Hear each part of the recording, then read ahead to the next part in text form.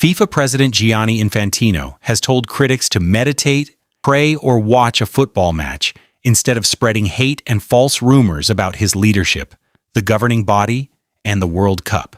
In a 15-slide post on his personal Instagram account, reposted to FIFA's 8 million followers, Infantino addressed those behind their pens and papers, behind their screens, to affirm his belief that, while they were busy planting seeds of hate, FIFA was delivering the greatest event on earth.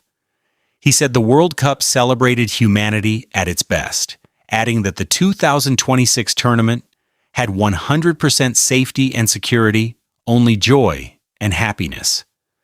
Infantino downplayed several of the tournament's high-profile controversies and hailed the involvement of Iran, who featured at the World Cup despite their ongoing conflict with co-hosts the United States, as a success. He said FIFA worked tirelessly to unite two countries at war, with Iran entering the country without incident or conflict. His comments are in stark contradiction to those of Iran's head coach Amir Galanoy, who said his team were the most oppressed at the World Cup. Iran faced visa delays.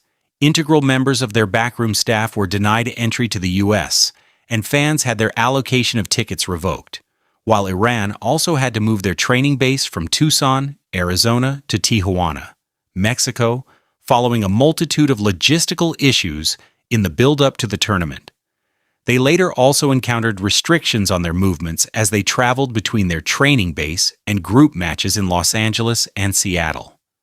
Such issues were not unique to Iran, with fans from Haiti, Senegal, and Ivory Coast impacted by travel bans imposed by the Trump administration, while Somali referee Omar Artan was denied entry to the U.S., despite holding a diplomatic passport and a single-entry U.S. visa because of his association with suspected members of terror organizations.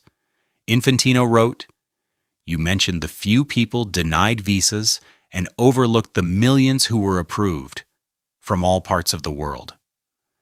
Because football unites the world, and it was impressively demonstrated this summer." Doubling down on the tournament's safety, Infantino said there were 0 incidents, 0 violence, just joy, emotions, happiness, unity, and togetherness. However, FIFA is investigating Argentina's actions after players and backroom staff were involved in altercations with Spain's players after losing the World Cup final.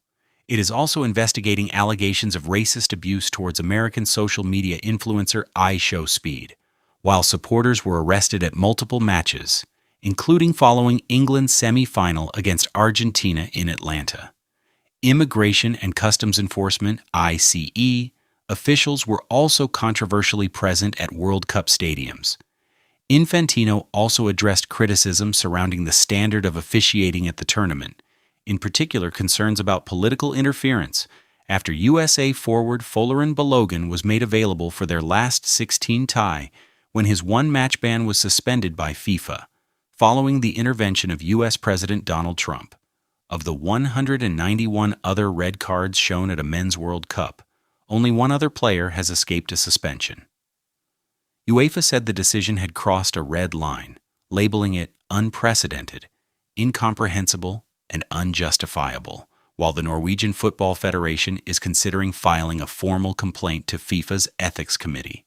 Infantino, however, argued that such decisions are not out of the ordinary, claiming similar rulings are routine and widely accepted in some of the biggest leagues worldwide.